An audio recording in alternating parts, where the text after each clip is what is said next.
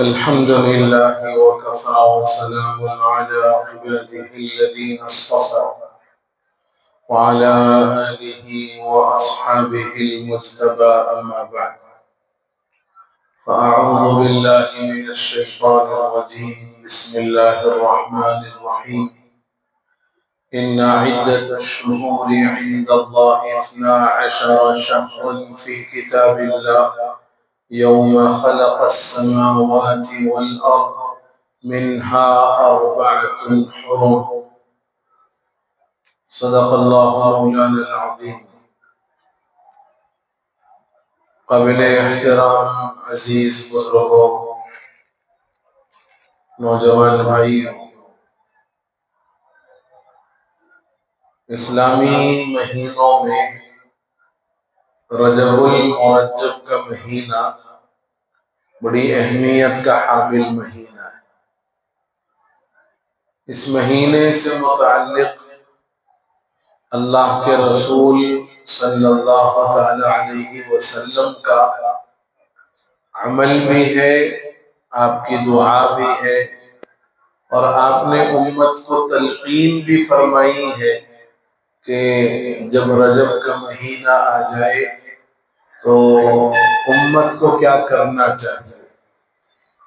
نبی رحمت صلی اللہ علیہ وسلم نے رجب کا چاند دیکھ کر ایک دعا پڑھی اور امت کو تلقین بھی فرمائی کہ جب رجب کا چاند ہو جائے، چاند دیکھ کر جو ہر نئے چاند کی دعا پڑھنی ہے وہ تو پڑھیں، اللہم احلہ علینا بالامن والایمان والسلامت والاسلام ربی وربک اللہ، یہ ہر نئے چاند کی دعا ہے۔ لیکن رجب کے مہینے میں اللہ کے نبی علیہ السلام نے یہ دعا بھی پڑھی اور امت کو تعلیم بھی فرمائی، اللہم بارک لنا فی رجب و شعبان وبلغنا رمضان۔ اس دعا کی بڑی اہمیت ہے، اور اللہ جانے کتنے مسلمان بھائیوں نے رجب کا چاند دیکھ کر اس دعا کو پڑھا ہوگا، لیکن اس دعا کو اہتمام کے ساتھ رجب کا چاند دیکھ کر پڑھنا چاہیے۔ اللہم بارک لنا فی رجب و شعبان وبلغنا رمضان۔ یہاں دو باتیں ہمیں سمجھنی اس دعا کے اندر۔ ایک، اللہ کے رسول علیہ السلام دعا یہ فرما رہے ہیں کہ رجب اور شعبان کے مہینے میں برکت عطا فرمائیے۔ کس چیز کی برکت؟ کس چیز کی برکت؟ کاروبار کی، حلیم کے بھٹیوں کی، نئی بزنس نیا پلان کرنے کی کہ بھئی رمضان آئے گا تو نئی نئی چیزیں جو ہے نا لوگوں میں آئیں گی، تو اس میں سے ایک آدھ کاروبار اپن ڈراپ کر لیں گے۔ یہ برکت کی دعا نہیں ہے، بلکہ برکت سے مراد یہ ہے کہ اے اللہ ہماری عمر کے اندر برکت عطا فرما، ہمارے شب و روز میں برکت عطا فرما، اور ایسی برکت عطا فرما کہ یہ برکت ہمیں رجب اور شعبان کے مہینے میں میسر آئے، اور ساتھ ہی ساتھ عمر میں اس قدر برکت ہو کہ ہم رمضان کو پالیں،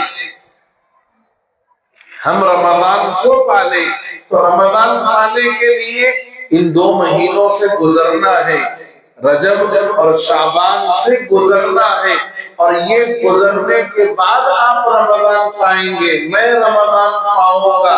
تو اس گزرنے کی برکت کی دعا فرمائی کہ اے اللہ عمر میں اس قدر برکت اور اس قدر ترقی عطا فرما دیجئے کہ رجب کا پورا مہینہ بعافیت گزر جائے، شعبان کا پورا مہینہ بعافیت گزر جائے، اور عمر میں اتنی برکت ہو کہ ہم رمضان کو پالیں، ہم رمضان کو پہنچ جائیں۔ یہ برکت کی دعا ہے۔ اور اس برکت کے ساتھ ساتھ امت کو دوسری باتوں کی طرف بھی حضور علیہ الصلوۃ والسلام نے توجہ دلائی۔ حضور فرماتے ہیں کہ برکت کی دعا عمر کے اعتبار سے تو کر لی تاکہ رمضان نصیب ہو جائے، لیکن دوسری چیز جو بہت اہمیت کے ساتھ عمر کی برکت کے ساتھ ساتھ اس کی بھی بڑی اہمیت ہے، اعمال میں بھی برکت عطا فرما، اعمال میں بھی برکت عطا فرما، نمازوں کی پابندی کا اہتمام شروع ہو، قرآن مقدس کی تلاوت کا معمول تیار ہو جائے، صدقات، زکوٰۃ اور خیرات دینے کا بھی معمول شروع ہو جائے۔ یہ جو نیک اعمال ہیں جو عام طور پر رمضان کے اندر پورے اہتمام اور پابندی کے ساتھ ہم کرتے ہیں، حقیقت یہ ہے کہ رجب سے اس کی تیاری شروع کر دینی چاہیے، رجب سے اس کی تیاری شروع کر دینی چاہیے۔ آپ نے سنا ہوگا علماء سے اور بیانات کے اندر یہ بات آپ تک پہنچی ہوگی کہ حضور اکرم صلی اللہ علیہ وسلم شعبان کے مہینے میں بڑی کثرت سے روزہ رکھا کرتے تھے۔ حضور کا معمول تھا بسا اوقات آدھا شعبان آپ روزے کی حالت میں گزارتے اور کبھی پورا مہینہ شعبان کا روزے کی حالت میں گزارتے، لیکن امت کو آپ نے تلقین فرمائی 15 شعبان کے بعد روزہ مت رکھو، امت کو تلقین فرمائی۔ اور یہ تلقین در حقیقت ترفقاً علی الامہ ہے، ترحماً علی الامہ ہے، امت پر شفقت کرتے ہوئے، امت کی صحت پر اور ان کی آگے کی جو تیاری ہے رمضان کی اس کو پیش نظر رکھتے ہوئے حضور نے فرمایا اذا انتصف شعبان فلا تصوموا، جب آدھا شعبان گزر جائے اب روزہ مت رکھو۔ کیوں؟ اس لیے کہ شعبان کا روزہ بہرحال نفل روزہ ہے اور رمضان کا روزہ فرض روزہ ہے۔ اگر نفل کا اہتمام کرتے کرتے صحت پر کوئی اثر پڑا تو اس سے فرائض میں کوتاہی ہو سکتی ہے، فرض میں کوتاہی نہیں ہونی چاہیے، فرض میں کوتاہی نہیں ہونی چاہیے۔ یہ نقطے کو ذہن میں رکھنا، آگے اس پر بھی بات ہوگی۔ کیا ہے نقطہ؟ حضور نے فرمایا اذا انتصف شعبان فلا تصوموا، جب شعبان آدھا گزر جائے روزہ مت رکھو۔ کیوں؟ شعبان کا روزہ نفل، رمضان کا روزہ فرض۔ اگر نفل روزوں کے اہتمام میں آپ اپنے آپ کو بہت زیادہ مشغول کر دو گے اور کہیں اس کی وجہ سے صحت پر کوئی اثر پڑے تو فرض روزے متاثر ہو سکتے ہیں۔ نفل عمل اگر نہ ہو سکے تو کوئی پکڑ پوچھ نہیں ہے، نفل عمل اگر نہ ہو سکے، آپ نہ کر سکے، کوئی پکڑ نہیں ہے، کوئی پوچھ نہیں ہے، کوئی گرفت نہیں ہے۔ لیکن فرض اگر چھوڑ دے، فرض اگر چھوڑ دے، پکڑ بھی ہے، گرفت بھی ہے، پوچھ بھی ہے۔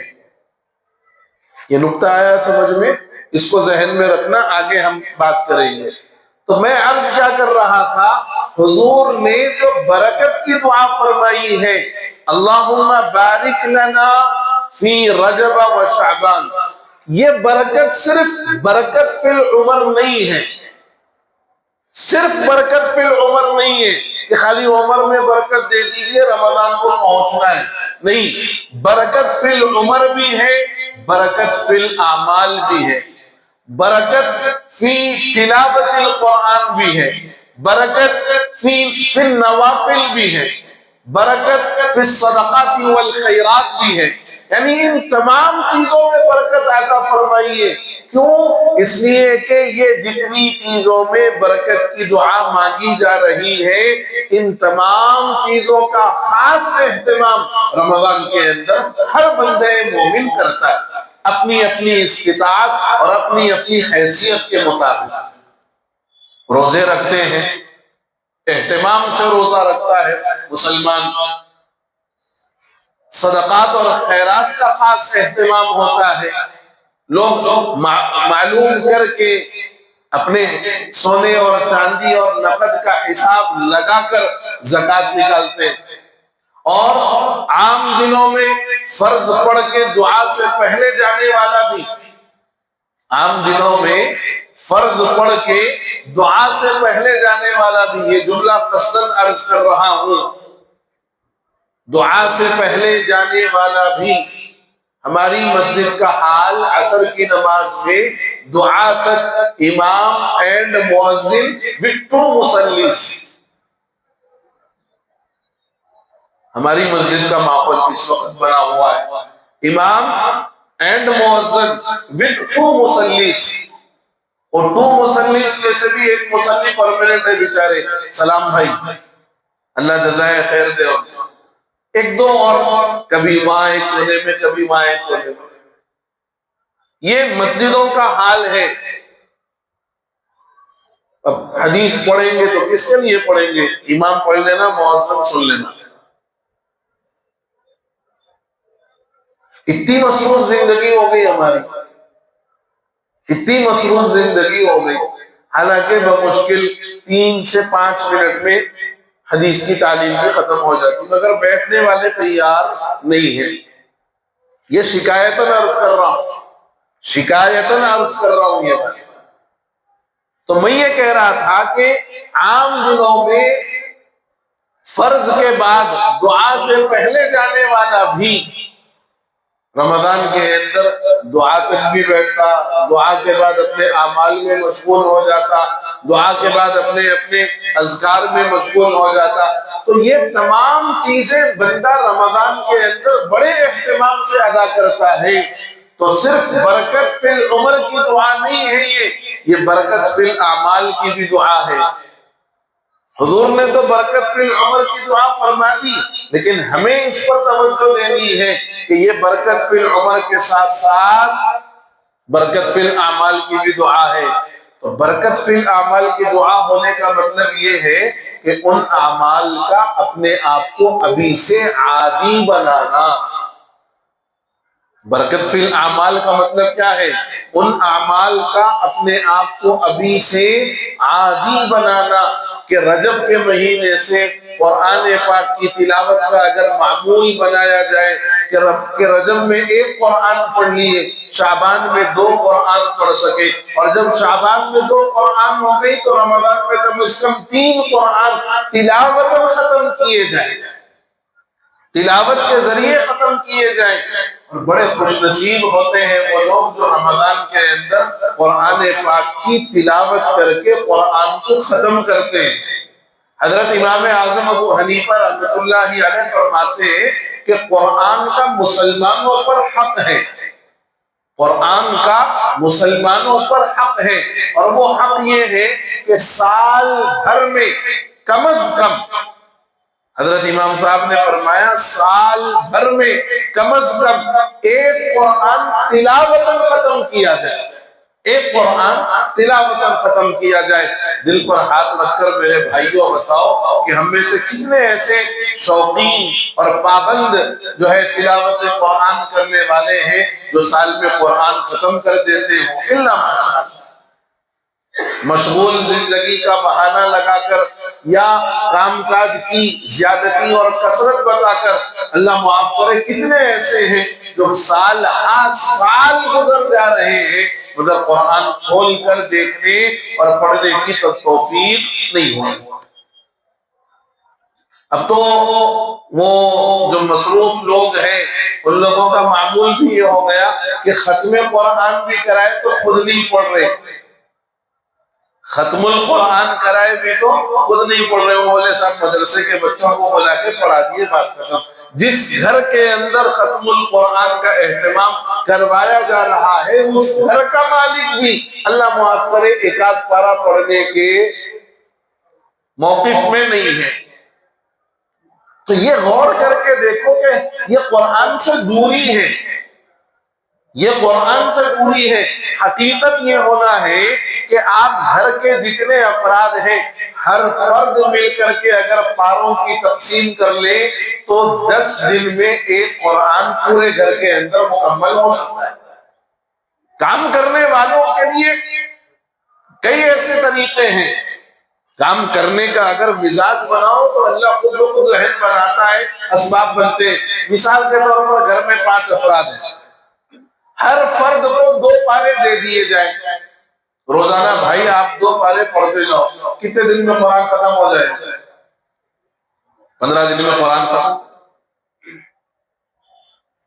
اگر اس طریقے کا معمول بنا لیں گھروں کے اندر تو یہ ختم القرآن کے لیے بلا لیں، پھر وہ ساری جو فارمیلٹیز ہیں ان فارمیلٹیز سے کرنے کی بھی ضرورت نہیں ہے۔ اور میں آپ کو بڑی ایمانداری کی بات بتاتا ہوں کہ آ کر جو بلا کر پڑھائے جاتے ہیں اللہ بہتر جانتا ہے کہ کتنے لوگ صحیح طور پر پڑھنے والے ہیں۔ میں اس کا قائل بھی نہیں ہوں اور میں کبھی کسی کو مشورہ بھی نہیں دیتا، میں اس کا قائل بھی نہیں ہوں اور اس کا مشورہ بھی نہیں دیتا۔ میں تو یہ کہتا ہوں گھر کے افراد جتنے ہیں اتنوں کو بولا۔ ختم قرآن کے بعد میں دعوت ہوتی نہ جی گھروں میں؟ ارے ہوتی نہیں ہوتی نا؟ آیت کریمہ کے بعد میں بھی دعوت ہوتی، وہ آیت دعوت میں آنے والوں کو بولنا ایک ایک پارا، آدھا آدھا پارا، آپ گھر کے افراد مل کے پڑھو۔ لیکن بڑا عجیب معاملہ ہو گیا کہ آج گھر کے اندر دعوت میں آنے والے جتنے افراد ہیں خالی ٹھوسنے کے لیے آ رہے ہیں، مگر پڑھنے کے لیے کسی عمل کے اندر ساتھ دینے کے لیے کوئی آنے کو تیار نہیں۔ ہمارے بچپن میں بڑا اچھا ماحول رہتا تھا، آیت کریمہ محلے میں کہیں ہے بولے تو بھاگ جاتے تھے، ارے وہاں گئے تو کھانا ملتا، بسکٹ ملتی، چائے ملتا، اور پڑھتے بھی تھے اہتمام سے، پڑھتے بھی تھے اہتمام سے۔ اور یہ ماحول تھا پہلے ہمارے بچپن میں، ہفتے میں ایک آدھ گھر میں لازماً قرآن خوانی یا آیت کریمہ ہوتا تھا۔ تو مہینوں گزر جا رہے ہیں معلوم بھی نہیں ہو رہا، یا پھر یہ کہ مدرسوں کے اندر پڑھا دیے یا مدرسے سے پڑھنے والوں کو بلا لیے، شاید یہ عمل ہو رہا ہو۔ لیکن یہ بات ہمیں رجب کے مہینے سے پورے اہتمام کے ساتھ ختم القرآن کے واسطے نہیں، اپنی تلاوت کے واسطے، حضرت امام اعظم نے فرمایا سال میں ایک ختم یہ قرآن کا حق ہے جو ہر مسلمان کے لیے ضروری ہے۔ کتنے مسلمان ہیں جو قرآن کے ختم کا اہتمام کرتے ہوں یا فکر کرتے ہیں؟ تلاوت کر کے ختم کرنا ہے، نماز میں پڑھ کے، نماز میں پڑھا کے، نماز میں سن کے نہیں، وہ ایک الگ عمل ہے۔ لیکن قرآن کے ختم کا مطلب ہے آپ تلاوت کر کے ختم کریں۔ زکوٰۃ اور صدقات کا جو ماحول ہمارے پاس رمضان میں بنتا ہے، یہ ذہن میں رکھیں کہ زکوٰۃ دینے کا رمضان کے مہینے سے کوئی تعلق نہیں، زکوٰۃ کا تعلق سال مکمل ہونے سے، زکوٰۃ کا تعلق سال مکمل ہونے سے، جس کا جب سال مکمل ہو رہا ہے اپنی زکوٰۃ دے دے۔ لیکن لوگ اہتمام اس بات کا کرتے ہیں رمضان کے اندر کیونکہ ثواب کی زیادتی ہے، 1 کا 70 ملنے والا ہے، اس لیے رمضان کے اندر لوگ اپنی زکوٰۃ اور صدقات دینے کا ایک ماحول اور مزاج بنائے ہوئے ہیں۔ باقی رمضان کے مہینے کا زکوٰۃ کے دینے کے ساتھ کوئی تعلق نہیں ہے، وہ تو تعلق آپ کے سال مکمل ہونے کا ہے۔ تیسری چیز جو بہت اہتمام کے ساتھ سمجھنے کی ہے، ہم لوگ کہتے ہیں کہ رمضان آ رہا ہے، رمضان مہمان ہے، ارے بولتے نہیں بولتے، رمضان آ رہا ہے، رمضان مہمان ہے۔ حقیقت یہ ہے کہ رمضان مہمان نہیں ہے، ہم مہمان ہیں۔ رمضان مہمان نہیں ہے، ہم مہمان ہیں۔ کیوں؟ اس لیے کہ جب تک خداوند قدوس کو یہ کائنات چلانا منظور ہوگا اور جب تک اللہ رب العزت قیامت قائم نہیں کریں گے اس وقت تک ہر سال رمضان لازم آئے گا، اس وقت تک ہر سال رمضان لازم آئے گا۔ کوئی سال ایسا نہیں ہوگا جس میں رمضان مس ہو جائے، نہیں ہوگا، ہر سال رمضان آئے گا۔ لیکن یہ ضروری نہیں ہے کہ میں رمضان کے آنے تک باقی رہوں یا نہ رہوں. تو مہمان تو میں ہوا، اس کا آنا یقینی ہے، اس کا آنا یقینی ہے، میرا رہنا یا نہ رہنا یہ غیر یقینی، یہ غیر یقینی ہے. اس لیے اب یہ تصور اور یہ ذہن اپنا بدلنے کی ضرورت ہے کہ رمضان مہمان نہیں ہے، رمضان رب کی عطا لے کر ہمیں بخشوانے کا سامان لے کر آتا ہے. میں مہمان ہونے کی حیثیت سے اس میزبان کا کس درجہ استقبال کر سکتا ہوں، میں اس میزبان سے اپنی آخرت بنانے کا کتنا فائدہ اٹھا سکتا ہوں، میں اس میزبان سے اپنی مغفرت کا کس قدر سامان اپنے پاس جمع کر سکتا ہوں. یہ میرے کو، آپ کو اور ہر مسلمان کو سوچنے اور سمجھنے کی ضرورت ہے. کیوں؟ اس لیے کہ گزشتہ رمضان ہمارے کئی رشتہ دار ہمارے ساتھ موجود تھے، اب یہ رمضان آ رہا ہے کئی رشتہ دار ہمارے درمیان موجود نہیں ہیں. تو رمضان تو مہمان نہیں ہوا، وہ جو چلے گئے وہ مہمان. تو یہ تین باتیں بطور خاص سمجھنے کی ہے کہ رجب کا مہینہ صرف برکت فی العمر کی دعا نہیں ہے، برکت فی الاعمال کی بھی دعا. دوسری بات جو ہمیں سمجھنا ہے کہ قرآن پاک کا ختم کرنا یہ ہر مسلمان پر حق ہے تلاوت کے ذریعے سے. رمضان میں قرآن کی تلاوت جو تراویح میں ہوتی ہے وہ ایک مستقل سنت ہے، وہ ایک مستقل عمل ہے، لیکن قرآن پڑھ کر ختم کرنا یہ ایک مستقل عمل ہے. اس کی تیاری رجب کے مہینے سے کرنی چاہیے. اور اس ضمن میں جو ختم القرآن سے متعلق باتیں آئیں وہ بھی آپ اپنے ذہن میں رکھیں. تیسری بات کہ رمضان مہمان ہے، اب تک ہمارا تصور یہ ہے، لیکن حقیقت یہ ہے کہ رمضان مہمان نہیں ہے، ہم مہمان ہیں رمضان کے، ہم مہمان ہیں رمضان کے. اس لیے اس آنے والے مہمان سے جیسے استفادہ کرنا چاہیے، آنے والے میزبان سے، مہمان نہیں، آنے والے میزبان سے جس قدر ہم مہمانوں کو استفادہ کرنا چاہیے وہ اہتمام کے ساتھ استفادہ کریں. اور آخری بات جو میں نے درمیان میں آپ کے سامنے ایک نقطہ رکھا تھا، اس نقطے پر پھر تھوڑی سی توجہ دلا کر بات ختم کرتا ہوں. میں نے کہا کہ نوافل اعمال پر نہ اللہ کی پوچھ ہے، نہ پکڑ ہے، نہ گرفت ہے. اگر کر لیں باعث ثواب، کر لیں باعث ثواب، نہ کرے اللہ کی طرف سے کوئی پکڑ پوچھ نہیں ہے. لیکن فرض کے چھوڑنے پر، فرض کے چھوٹ جانے پر یا فرض میں کوتاہی کرنے پر اللہ کی طرف سے گرفت بھی ہے، پکڑ بھی ہے، پوچھ بھی ہے. یہ نقطہ اگر سمجھ میں آیا تو اب آگے جو بات عرض کرنا ہے، ہمارے پاس معراج کی رات، برات کی رات، رمضان کے مہینے میں بہت اہتمام کے ساتھ نماز کو آتے ہیں اور مسجدیں ماشاءاللہ کھچاکھچ بھری ہوئی، اور بعض مسجدوں میں جگہ بھی ختم ہو جاتی ہے. ہماری اپنی مسجد میں نیچے، یہاں، اوپر، اس کے اوپر چھت پہ بھی جو ہے ماشاءاللہ مصلیوں کی تعداد ہوتی. اور پھر اس دن بڑے اہتمام کے ساتھ صلاۃ التسبیح بھی پڑھ رہے ہیں آپ، صلاۃ التوبہ بھی پڑھ رہے ہیں. روز پڑھیے آپ، روز پڑھیے آپ، کوئی جو ہے اس میں وہ نہیں ہے، بڑی اچھی بات ہے. لیکن وہ جو اہتمام سے نماز کو آنا معراج والی تاریخ کے دن ہوتا ہے، برات والی رات میں ہوتا ہے، قدر والی رات میں ہوتا ہے، وہ دن صرف فرض آپ کی طرف، میری طرف متوجہ ہوا، بقیہ دنوں میں متوجہ نہیں ہوتا. کیا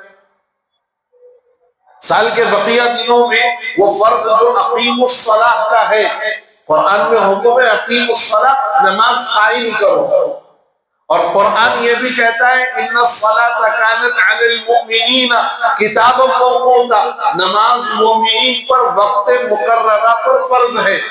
وقت آئے گا نماز کا، نماز آپ پر فرض ہو جائے گی، اور وقت آنے سے پہلے اس وقت کی نماز فرض نہیں ہوگی. یہ بات کیوں بول رہا ہوں؟ بعض لوگ ہمارے سنی مسلمان بھائیوں کو ایک خرخشے میں رکھے ہوئے ہیں، ایک الجھن میں رکھے ہوئے ہیں۔ بارش زیادہ ہوگی تو مغرب کے ساتھ عشاء پڑھنے سے سعودی میں ہوتا جی، سعودی میں ہونے دو، حرم میں ہونے دو، کہیں بھی ہونے دو، مسئلے کی روح سے جب تک نماز کا وقت نہیں آئے گا اس وقت تک وہ نماز آپ پر فرض ہوئی ہی نہیں، ادا کیا کرو۔ اور اگر آپ نے قبل اس وقت وہ نماز پڑھ بھی لی تو وہ نفل ہو جائے گی، وہ فرض آپ کے ذمہ سے ثابت نہیں ہوگا۔ پھر کسی اور موقع پر اس پر بات ہوگی۔ میں یہ عرض کر رہا تھا کہ معراج والی تاریخ میں، برات میں، قدر میں، رمضان میں جس اہتمام کے ساتھ ہم آتے ہیں، نماز پڑھتے ہیں، پھر نوافل کا اہتمام کرتے ہیں، اور ان دنوں میں بڑے اہتمام سے اخبارات میں بھی، یوٹیوب پر اور ویڈیوز کے ذریعے آج کی رات 12 رکعت ایسے انداز میں پڑھو، آج کی رات 10 رکعت یہ طریقے سے پڑھو، آج کی رات فلاں عمل ایسا کرو، فلاں عمل ایسا کرو، یہ جتنے اعمال کرنے والی بات آئی ہے، چاہے ویڈیوز میں ہو چاہے اخبارات میں ہو، یہ سب نوافل اعمال ہیں۔ یہ سب کیا ہیں؟ نوافل اعمال ہیں، اور بہت سارے اللہ والوں کے آزمودہ اعمال ہوتے ہیں۔ اللہ کے بزرگ، اللہ کے ولی، ان لوگوں نے یہ عمل کیا، آزمایا، اس کا ان کو فائدہ ہوا، تجربہ محسوس کیا، اس کے بعد عوام کے استفادے کے لیے انہوں نے اس کو ذکر کر دیا۔ لیکن اس عمل کی جو شرعی حیثیت ہے وہ نفلی کی ہے نہیں ہے۔ اس عمل کی چاہے وہ 12 رکعت والی، 10 رکعت والی، 8 رکعت والی، نفل کی حیثیت۔ اب ہمارے مسلمان بھائیوں کا اور گھروں کے اندر مسلمان ماں بہنوں کا حال یہ ہے کہ پورے سال میں فرض کا اتنا اہتمام نہیں کرے جتنا اس رات کی یہ نوافل کا اہتمام۔ باضابطہ بلا کے نہیں ایسا نہیں، ایسا پڑھنا، ایسا نہیں، ایسا پڑھنا۔ گھر کے اندر خواتین یہ عمل کرتی، ان کو بلاتے رہنے، ان کو دیا تھا اپن بلا کے پڑھیں گے، جذبہ اچھا ہے، جذبہ اچھا ہے، لیکن اس جذبے کو فرائض کی طرف موڑنے کی ضرورت ہے، اس جذبے کو ان اعمال کی طرف موڑنے کی ضرورت ہے جس کے نہ کرنے پر گرفت بھی ہے، پوچھ بھی ہے، پکڑ بھی ہے۔ لیکن ہمارا جذبہ ان اعمال کی طرف ہے، اور ایک آدھ دن، 2 دن کے واسطے جس کے کرنے یا نہ کرنے پر نہ کوئی گرفت ہے، نہ پکڑ ہے، نہ پوچھ ہے، لیکن ہم اس پر اہتمام کے ساتھ پوری توجہ مرکوز کرے ہوئے ہیں۔ اور رجب کے مہینے میں جو معراج کی تاریخ آتی ہے اس میں اہتمام کے ساتھ اللہ تعالیٰ نے حضرات جبرائیل اور میکائیل کے ذریعے سے، فرشتوں کے ذریعے سے حضور کو فرش سے عرش پر بلا کر اہتمام کے ساتھ وہ تحفہ عنایت فرمایا۔ ہم اس تحفے ہی کی قدر نہیں کر رہے، ہم اس تحفے ہی کی قدر نہیں کر رہے جو کہ فرض ہے، جو کہ فرض ہے۔ تو آج ضرورت ہے اس بات کی کہ فرائض کی طرف اہتمام کے ساتھ توجہ دیں۔ نوافل اعمال آپ کے اختیار کی چیز ہے، آپ کریں گے یقیناً ثواب کا آپ حقدار بنیں گے، ثواب کے آپ مستحق بنیں گے، اور اگر نہیں کر پائیں یا وہ عمل نہ ہو سکے، آپ کی اللہ کے پاس کوئی گرفت بھی نہیں ہے، کوئی پکڑ بھی نہیں ہے۔ بہرحال رجب کے اس مہینے سے رمضان کی تیاری شروع کر دیں، اعمال کی کثرت کریں، نوافل کا اہتمام، تلاوت قرآن کا اہتمام، زکوٰۃ اور صدقات کے دینے کی ایک پریکٹس شروع کر دیں، تاکہ رمضان میں جب دینے کا وقت آئے اور دینے کا نمبر آئے پورے خلوص کے ساتھ اپنے مال کو آپ اللہ کی راہ میں دے سکیں۔ اللہ مجھے آپ کو کہنے اور سننے سے زیادہ توفیق عمل نصیب فرما دے، آمین یا رب العالمین۔ وآخر دعوانا ان الحمد للہ رب العالمین۔